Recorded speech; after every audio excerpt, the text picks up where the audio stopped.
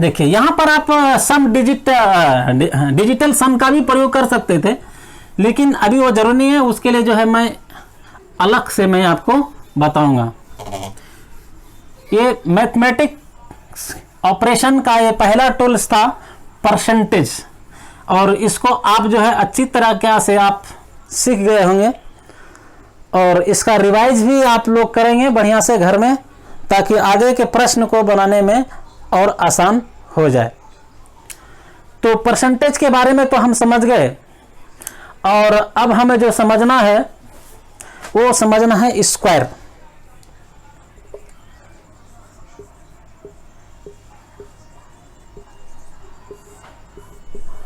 हम कैसे पता करेंगे कि वो स्क्वायर है? पहला नंबर तो मैं आपको निर्देश देना चाहूंगा कि 1 से लेकर कम से कम जो है 24 तक का जो स्क्वायर है वो आप घर में रट लें, चाहे किसी भी विधि द्वारा, आसान से आसान तरीका द्वारा, जैसे भी हो।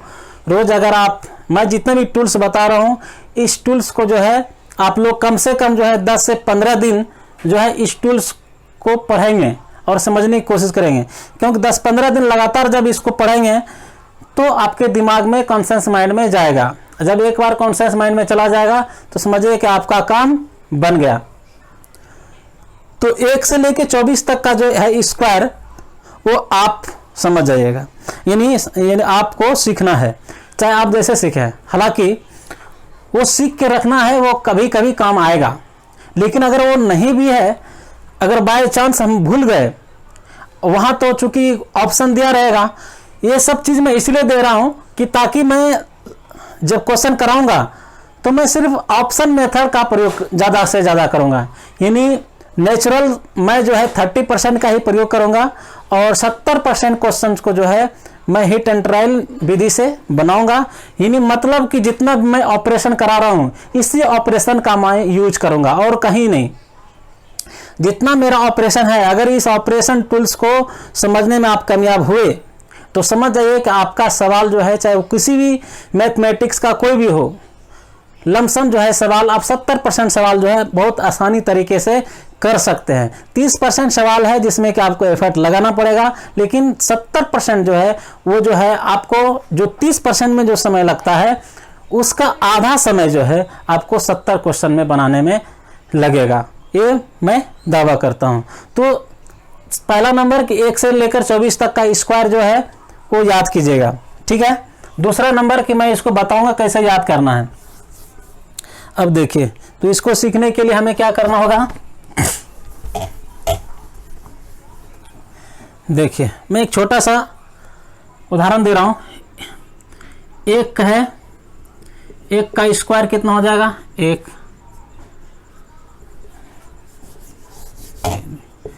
का स्क्वायर 1, 2 का स्क्वायर 4, 3 का स्क्वायर 9, 4 का स्क्वायर 16, 5 का स्क्वायर 25, 6 का स्क्वायर 36, 7 का स्क्वायर 49, 8 का स्क्वायर 64, 9 का स्क्वायर 81।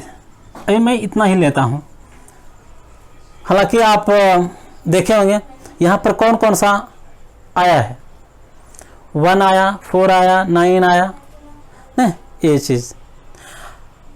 चीज़ अगर 1 से लेके 24 तक, 1 से लेके 24 तक इसी तरह जो है हम गुना करके हम सीखने का कोशिश करेंगे। यहाँ तक तो हम सीख गए, लेकिन हम कैसे जानेंगे कि ये वर्ग ही होगा? तो जो ऑप्शन दिया रहेगा, 4 ऑप्शन दिया रहेगा, और चारों ऑप्शन में आंसर तो एक ही होगा, और उस आंसर को हम कैसे पहचानेंगे कि ये पूर्ण वर्ग होगा? तो पूर्ण वर्ग पहचानने का जो हम एक यानी टेक्निक बता रहा हूँ। टेक्निक का क्या, वो ऑपरेशन ही है, वो सीखना ही पड़ेगा।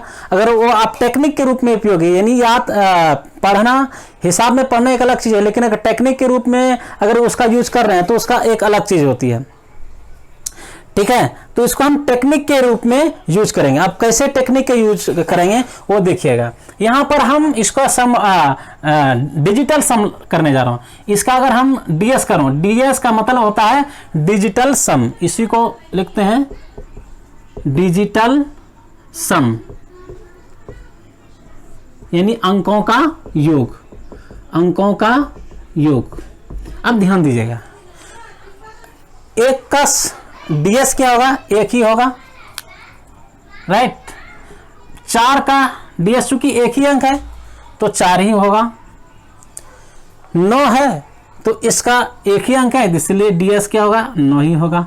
अब देखिए यहां पर 2 आ गया है, एक और 2 अंक आ गया है, तो इन दोनों को क्या करना, अंकों का क्या है, योग है, यानी इसको योग कर देना, यानी जोड़ देना है। 1 और 6 को जोड़े तो क्या होगा, 7। फिर 2 और 5 को जोड़ेंगे तो क्या हो जाएगा, 7। फिर 3 और 6 को जोड़ेंगे तो क्या हो जाएगा, 9। फिर 4 और 9 को कितना हो जाएगा, 13। देखिए 4 और 9, ये 4 दोनों को जोड़िएगा 13 हो जाएगा। फिर 13 में जो है देखिए 2 अंक आ गया। यानी डिजिटल सम में क्या करना है, हमें इतना बार जोड़ना है कि जोड़ते जोड़ते क्या हो जाना, एक डिजिट पे आ जाना चाहिए। जब तक कि एक डिजिट नहीं आए तब तक उसको क्या करना है, जोड़ते रहना है। तो जैसे 49 आया था, जैसे देखिए 49 है, 49 को जोड़े 4 और 9 को जोड़े कितना हो गया, 13 हो गया। अब 13 में फिर 2 डिजिट है, फिर इसको जोड़ दिए, 1 और 3 कितना हो गया, 4 हो गया। तो इसका डिजिटल सम क्या हो गया, 4। इसी तरह जो है 64 का करेंगे तो 6 4 10 कितना हो जाएगा, 1, यानी इसका हो जाएगा 1। डिजिटल सम कितना हो जाएगा, 1। देखिए 6 4 10 हुआ ना, ये 64 है। देखिए यहाँ पर 64 है, 64 को हम अगर जोड़ेंगे तो 6 और 4 को जोड़ेंगे कितना हो जाएगा, 10। फिर इस 10 को जो है 1 और 0 को जोड़ेंगे तो कितना हो जाएगा, 1, क्योंकि हमें ये यूनिट डिजिट में लाना है। डिजिटल सम में हमें यूनिट डिजिट में लाना है, यानी इकाई डिजिट में लाके छोड़ना है। ये चूंकि 2 अंक में है, इसको अंकों को जोड़ने के बावजूद भी 2 अंक में आ गया, तो इसलिए फिर इसको जोड़े। तब तक हम ये प्रक्रिया करते रहेंगे जब तक कि वह 1 डिजिट में तब्दील ना हो जाए। आई होप इस बात को आप समझ गए होंगे। अब देखिए यहां पर ही निष्कर्ष होगा, 8 1 9 हो जाएगा। अब यहां से ही आप निष्कर्ष देख लिए होंगे। क्या आपको साफ साफ दिखाई दिया होगा कि ध्यान दीजिए, हमें क्या दिख रहा है, 1 दिख रहा है, 4 दिख रहा है, 9 दिख रहा है और 7 दिख रहा है, और उसके बाद सब रिपीटेशन है ना। यानी कहने का मतलब, मैं यही आप सबको बोलना चाह रहा हूं कि कहने का मतलब नोट में लिख लीजिए। कहने का मतलब यह है हमारा कि कोई भी संख्या, वो जो ऑप्शन में 4 ऑप्शन दिए रहेंगे, वो जो 4 संख्याएं दिया रहेगा, प्रत्येक संख्या को हमको चेक करना है। और चेक कैसे करना है, वो डिजिटल सम लगा देना है। डिजिटल सम मतलब सभी अंकों को अगर हम जोड़ देते हैं, अगर सभी अंकों को जोड़ने के बाद 1 4 9 7 ये इनमें से कोई आ जाता है, समझ जाइए कि वह संख्या वर्ग हो सकता है और नहीं भी हो सकता है, लेकिन होने की संभावना ज्यादा है। ठीक है, इसलिए इसको हम लेकर चलेंगे कि अगर संख्या का यानी अगर 1 4 7 और 9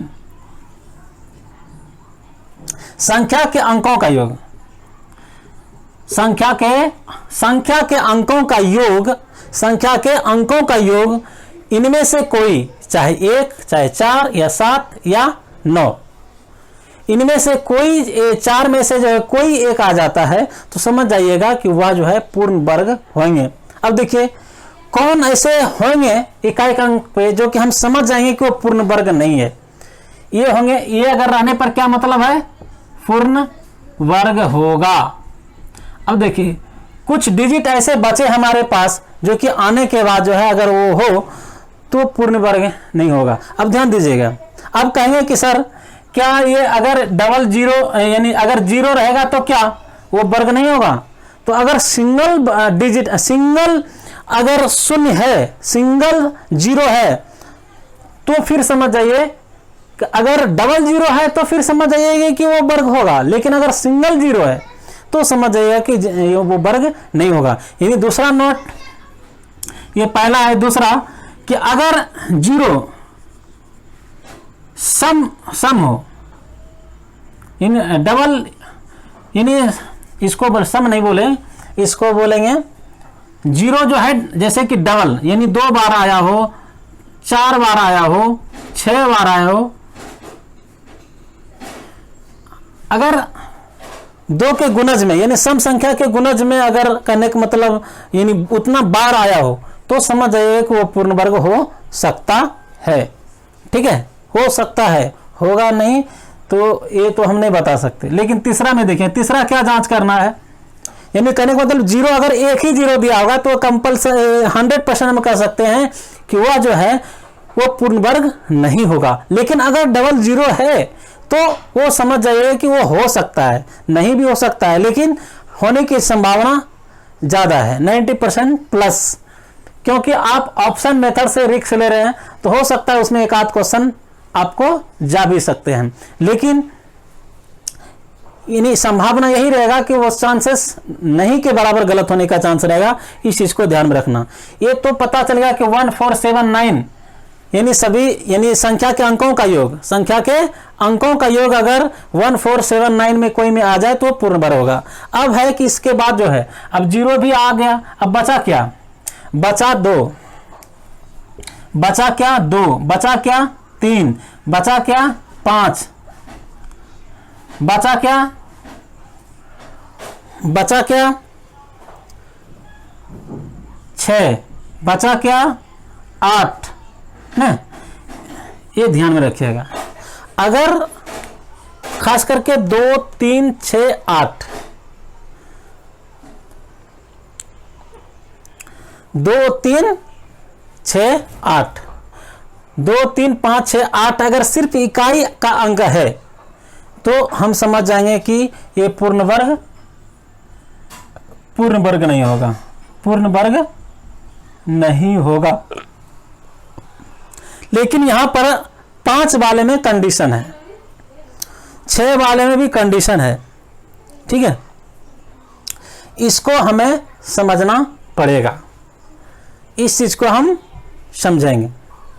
इसके लिए जो है हमें ये 2 डिजिट हमें याद करना पड़ेगा। लास्ट का जो 1 से लेकर,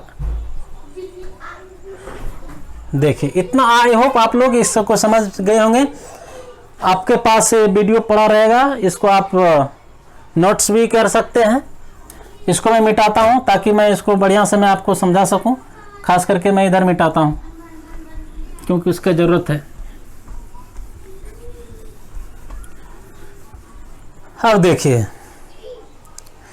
हमें जो है 1 4 9 16 25 36 49 64 81, मैं लास्ट में क्या बोला कि लास्ट वाले में जो 2 3 5 6 और 8 अगर ये रहे तो इसमें हो भी सकता है और नहीं भी हो सकता है। लेकिन अगर इकाई का अंक 2 हो तो 100% है कि वो नहीं होगा। 3 रहेगा तो 100% है कि नहीं भी हो सकता और हो भी सकता है, 100% नहीं बोल सकते। तो इसके लिए हमें क्या करना पड़ेगा, इसके लिए हमें करना पड़ेगा कि 1 से लेके जो है 24 तक, 1 से लेके 24 तक का जो है वर्ग हम निकाल लेंगे। और ये लास्ट 2 डिजिट जो है ना, इनका वर्ग का जो है लास्ट 2 डिजिट हमें देखना है। अगर लास्ट 2 डिजिट आपने देख लिया, अगर वो लास्ट 2 डिजिट के बारे में आपको पता है तो उससे भी आप ज्ञात कर लेंगे कि वर्ग है या नहीं है। अब ध्यान दीजिए, पहला नंबर तो संपूर्ण पूर्ण वर्ग होने के लिए क्या जरूरी है, 1497। यानी 1497 क्या है, 1497 जो है, देखिए 1497 क्या है, ये डिजिटल सम है। मैं जो भी बात कर रहा हूं डिजिटल सम की बात कर रहा हूं। उधर भी जो मैं बात किया था शायद मैं भूल गया हूँगा, शायद अंकों का योग में बोल दिया, लेकिन मैं वहां पर मैं दर्शाना चाहूंगा मैं जो लिखा था 2 3 5 6 और 8, वो क्या था, वो डिजिटल सम था। यानी अंकों का योग, अंकों का योग, यानी कहने का मतलब डीएस मेथड से वो वर्ग है या नहीं है, उसके अंकों का जब हम जोड़ लेंगे, जोड़ने के बाद हमें सम ऑफ डिजिट के रूप में अगर हमें 2 आता है, 3 आता है, 5 आता है और 8 आता है तो हम समझ जाएंगे कि उसका पूर्ण वर्ग संभव नहीं है। यानी हम डिजिटल सम की बात कर रहा हूं, ना कि हम इकाई अंक की बात कर रहा हूं। इकाई अंक की बात मैं नहीं कर रहा हूं। इकाई अंक की अगर जानना है तो सबसे पहले जो है 1 से लेकर 24 तक का जो है वर्ग को हमें सीखना होगा, और इसके जो लास्ट 2 डिजिट है उस लास्ट 2 डिजिट वाले को जो है हमें देखना पड़ेगा। हालांकि अगर 1 से लेके 24 तक का अगर जान गए हैं तो वही लास्ट 2 डिजिट जो है हमेशा बार बार वही आते रहता है। उसके अलावा चाहे कितनों आगे का बनाइएगा वर्ग तो वही 1 से लेके जो 24 तक प्रयोग किया गया है उसी का जो है लास्ट 2 डिजिट जो है हमेशा रहेगा ही रहेगा। आगे लास्ट का 2 डिजिट वही रहेगा, वो कभी चेंज नहीं होगा। एक तो पकड़ने का नियम वो है कि 1 से लेके 24 तक आप यानी रट्टा मार लीजिए पहले। दूसरा नंबर मैंने क्या बताया कि डिजिटल सम लगाना है, यानी अंकों का योग।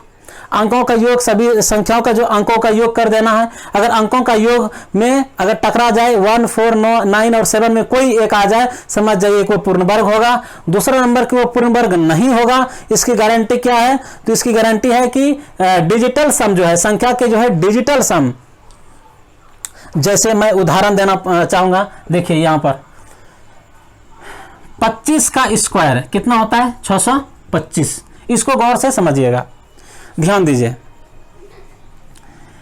625, इस 625 को हम पता करेंगे कि ये वर्ग है या नहीं है। तो कैसे पता करेंगे? तो ये सभी को अंकों को क्या करना है? जोड़ देना। 6 2 8 5 13। फिर 13 को अगर क्योंकि हमको यूनिट डिजिट में लाना है तो 1 और 3 को जोड़ेंगे तो कितना हो जाएगा? 4। यहां पर देखिए ये 4 है, इसका मतलब है ये पूर्ण वर्ग है। अगर यहीं पर क्वेश्चन में दिया रहता 627, ये पूर्ण वर्ग है या नहीं है, तो कैसे हम ज्ञात करेंगे? तो यही करना है, सभी का डिजिट सम कर देना है। डिजिट सम करेंगे 6 2 8 7 कितना हो जाएगा? 15। 15 को हम क्या लिखेंगे? 6। अगर 6 यानी डिजिटल सम 6 आ जाता है, तो डिजिटल सम जब 6 आ जाएगा तो हम स्वाभाविक से बात कर सकते हैं कि ये जो है पूर्ण वर्ग, ये जो संख्या 627 था ये पूर्ण वर्ग नहीं है। क्यों नहीं है? क्योंकि इसका डिजिटल सम कितना आया? 6। और मैं बोला हूं कि अगर डिजिटल सम 2 3 5 6 और यानी 9 नहीं 8, 2 3 5 6 8 हो तो डिजिटल सम आए उनमें से कोई भी, तो समझ जाइए कि वो पूर्ण वर्ग नहीं होगा। तो पूर्ण वर्ग निकालने के लिए हम डिजिटल सम का भी प्रयोग कर सकते हैं और इसका भी प्रयोग कर सकते हैं, और 1 से लेकर 24 तक तो याद ही कर लीजिएगा, ताकि जो है इसका प्रयोग जो है आपको रीजनिंग में भी हो जाएगा और यानी कैलकुलेशन आपका जो है थोड़ा फास्ट हो जाएगा। यानी मैं छोटी छोटी चीज़ों के बारे में इसलिए जिक्र कर रहा हूँ कि ये जो है छोटा छोटा टूल्स जो है आपको जो है यानी क्वेश्चंस को सॉल्व करने में थोड़ा आसान कर देगा। यानी फास्ट जब हम भागेंगे तो आपको समझ में आएगा कि यहाँ पर क्या किया। मैं बोलूँगा और उसके बाद समझ आएंगे। लेकिन अगर ये सब चीज़ छोटी छोटी चीज़ें याद नहीं है, अगर समझ में नहीं आ रहा हो, तो फिर जो है आप में लेट हो सकता है और आप इसका मतलब बहुत स्लो हैं। तो स्क्वायर के बारे में हम समझ गए। तो आइए चलते हैं अब नेक्स्ट। देखिए यही सब आएगा। 9 का स्क्वायर 81 है, तो अब देखिए 10 का करेंगे यहाँ पर तो वही सब आएगा। 10 का स्क्वायर करेंगे 100, 11 का स्क्वायर करेंगे 121, ठीक है। लेकिन इसका सम डिजिट करेंगे तो 1, इसका सम डिजिट करेंगे 4, तो वही 1479 आएगा। 1479 आएगा। 12 का स्क्वायर करेंगे बराबर है 44 से, 4 4 8 1 9। तो 1 से लेकर जो है 24 तक हमें याद करना है, और वो बिल्कुल जब याद कर लेंगे तो हमें आसान हो जाएगी आगे सॉल्व करने में। तो आई होप आपको ये ऑपरेशन का ये दूसरा चीज था, ये दूसरा टूल्स वो था स्क्वायर। स्क्वायर के रूप में स्क्वायर के बारे में जानना बहुत जरूरी है। अगर स्क्वायर के बारे में जान गए तो समझिए कि आपका सवाल कुछ थोड़ा बहुत सारे चीज में इसका प्रयोग होगा। हालांकि हर जगह नहीं होगा, लेकिन फिर भी होगा। अभी मैं डिजिटल सम के बारे में नहीं बताया हूं, फिर भी जो मैं इसका प्रयोग कर दिया। तो आइए चलते हम डिजिटल सम की तरफ। डिजिटल सम,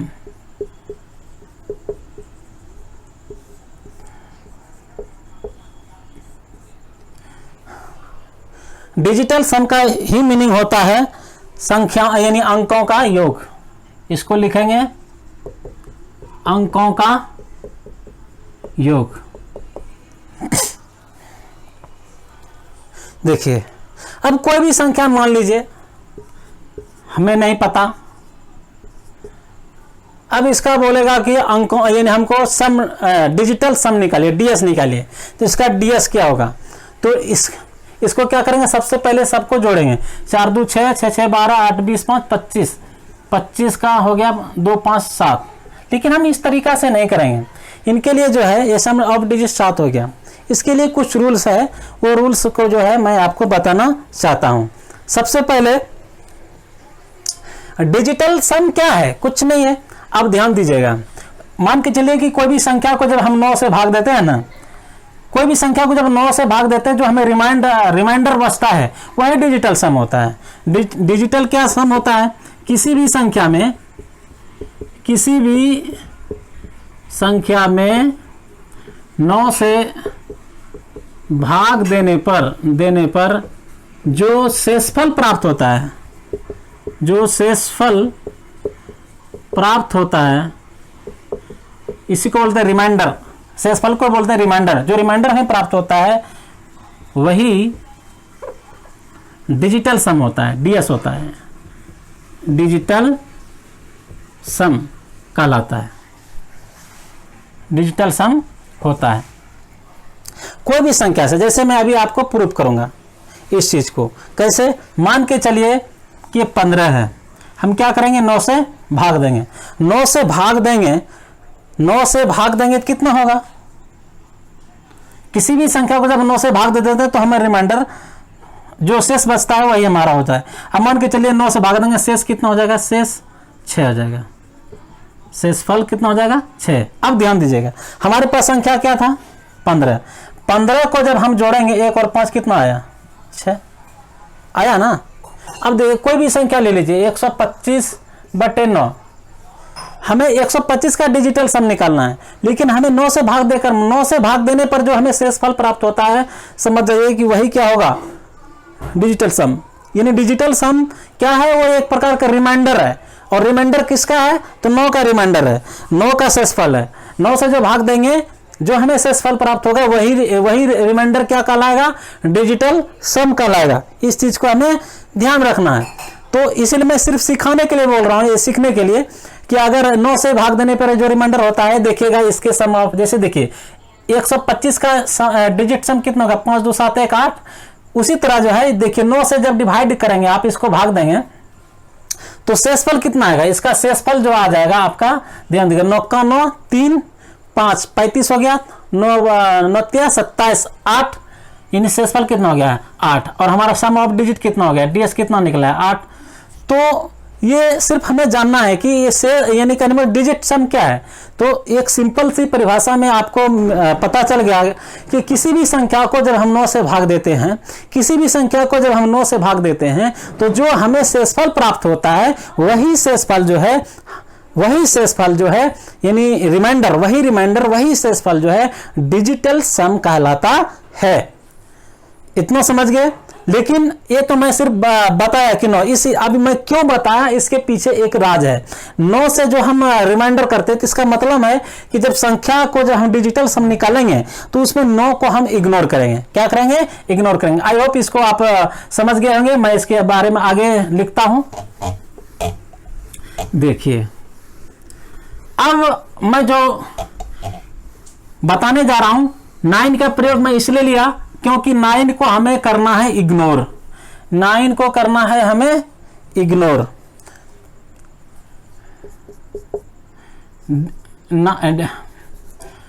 9 को इग्नोर करना है, इग्नोर करना है, ये समझ में रख। संख्या में अगर कहीं 9 जुड़ जाता है, यानी 9 है या 2 से अधिक अंकों का योग 9 हो जाता है, तो वहीं पर उसको ड्रॉप कर देना, उसको छेड़ देना, उसको काउंटिंग नहीं करना है, क्योंकि हमको 9 से आगे जाना ही नहीं है। जब भी होगा हमारे पास जो आंसर होगा वो 9 से कम वाला ही होगा, इसलिए 9 से हम आगे बढ़ना ही नहीं है।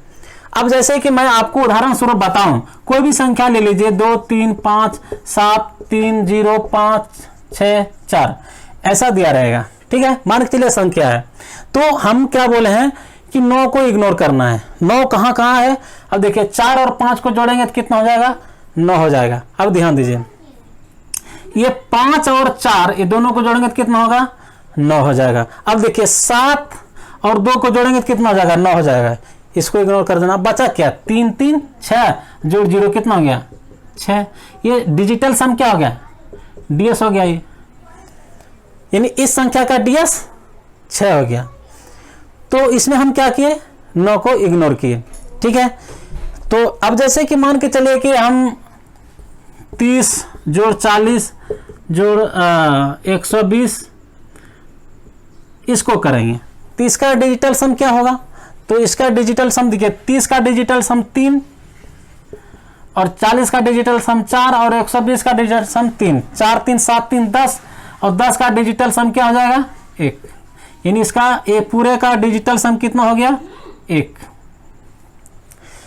अब ये ध्यान देखना, नोट में लिखना है, नोट में लिखना है कि ध्यान रखें, एडिशन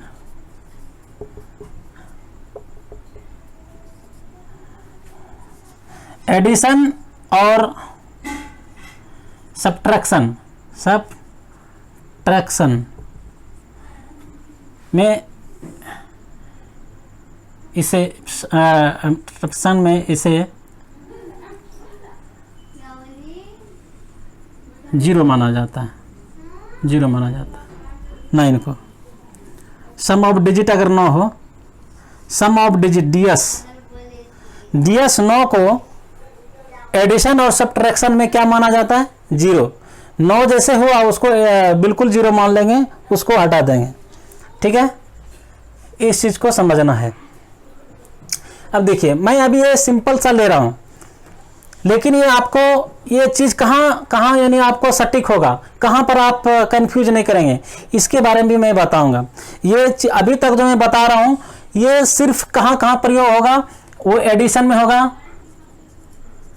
एडिशन यानी जोड़ने के क्रम में, सब्ट्रैक्शन सब्ट्रैक्ट में यानी घटाओ, और मल्टीपल ये 3 चीज में इसका प्रयोग होगा। 2 में खास करके जो है 0 माना जाएगा, इसमें तो खैर 0 ही माना जाएगा इसका, और मल्टीपल में जो है वो उसी को रहा जाएगा 9। यानी 9 मतलब जो संख्या है, जो बचा है, गुणनफल में जो शेष है वही होगा। अगर 9 आ गया तो इसका डिजिटल सम हमेशा 9 ही आएगा गुणनफल में।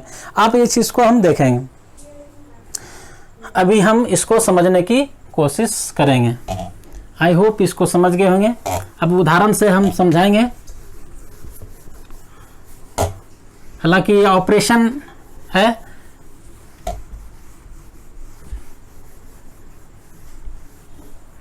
देखिए,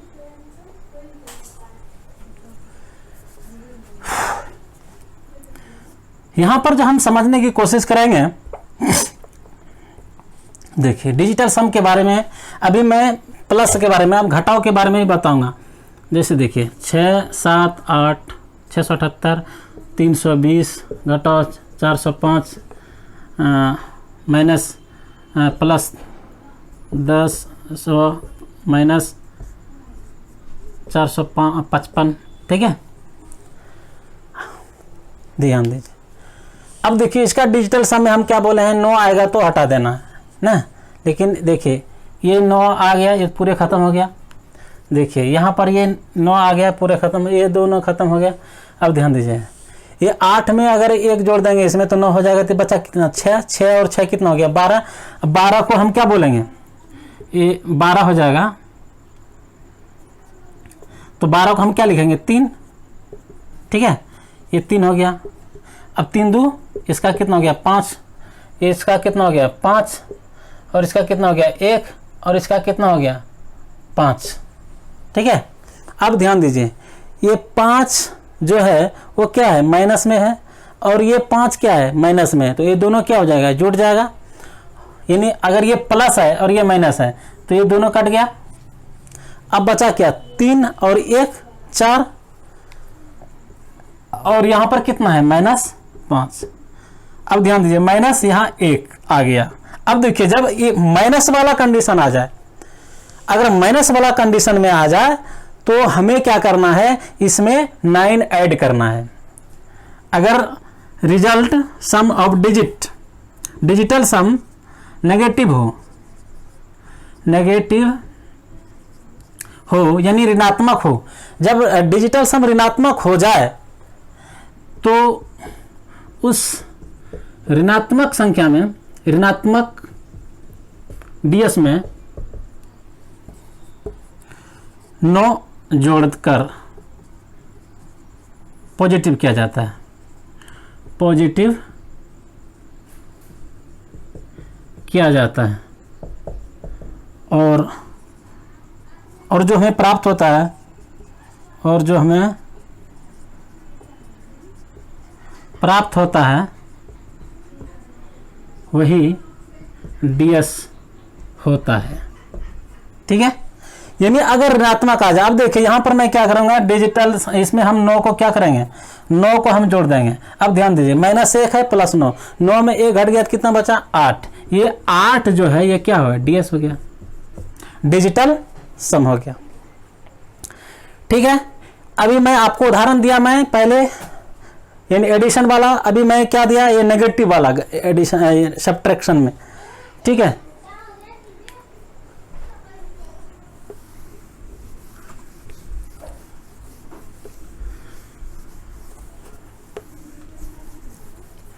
अब आगे देखिए, आगे क्या सीखना है। अभी मैं सब्ट्रैक्शन, अभी मल्टीपल में जाऊंगा।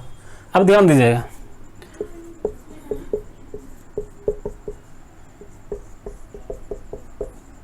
ऐसा दिया रहेगा, इसको क्या करना है, वही करना है जो कि सबसे पहले करना है।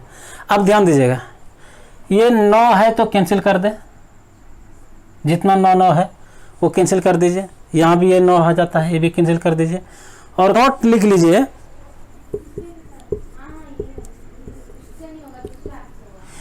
अगर मल्टीपल में कोई 9 का गुणज, मल्टीपल में अगर संख्या 9 का गुणज हो, 9 का गुणज हो, तो वो पूरी संख्या का डीएस 9 ही होगा। ध्यान रखिए, मल्टीपल में अगर संख्या 9 का गुणज हो, जैसे ध्यान दीजिए, चूंकि यहाँ पर मैं पे यहाँ ध्यान दिया, यहाँ पे मैं ध्यान नहीं दिया गौर से, मैं इसमें कटाना नहीं है, मल्टीपल में कटाना नहीं है। मल्टीपल में हमें देखना है कि पहले अगर देख लेना है कि अगर अंकों का योग 9 आ जाए, जैसे 4 और 5 9 आ गया। अब 9 से हम गुना करेंगे, 9 से हम गुना करेंगे तो क्या हो जाएगा, वो हमेशा 9 ही आएगा, चाहे 9 को 1 से गुना कीजिए 9 ही आएगा। देखिए 9 से 1 से गुना किए 9, 9 को 2 से गुना करेंगे 18, ये भी 9, ये भी 9 गुना 3 27, इसको भी जोड़ेंगे तो 9, यानी 9 ही आएगा। इसीलिए इसको माना जाता है डायरेक्टली कि ये पूरा कितना हो जाएगा, इसका डिजिटल सम ही कितना हो जाएगा, 9 हो जाएगा। क्यों हो जाएगा, क्योंकि यहाँ पर 9 आएगा, 9 से इस सब में गुना है कि तो आएगा, तो 9 से गुना करने पर वो 9 ही आएगा। ठीक है, लेकिन अगर कोई भी संख्या, एक संख्या का हमको डिजिटल सम क्या आया, 9 आया, इसलिए हुआ। यहां पर भी 9 आया, इसको हम कटा सकते हैं। ये कटाने के बाद जो है 9 नहीं आना चाहिए, यानी इस संख्या का डिजिटल सम 9 नहीं आना चाहिए। अगर इसका डिजिटल सम 9 आता है तो ये काटने का कोई मतलब ही नहीं होता और इसका वैलिड 1 हो जाता। ठीक है, तो 9 से गुणज होता है तो 9 ही माना जाता है। ये डिजिटल सम इसका कितना हो जाएगा, 9 हो जाएगा। आई होप इसको आप समझ गए होंगे। चलिए नेक्स्ट अब इससे मैं थोड़ा आगे, अगर ये शायद वीडियो लंबा हो रहा है तो पढ़ने में भी थोड़ा बोरिंग होगी,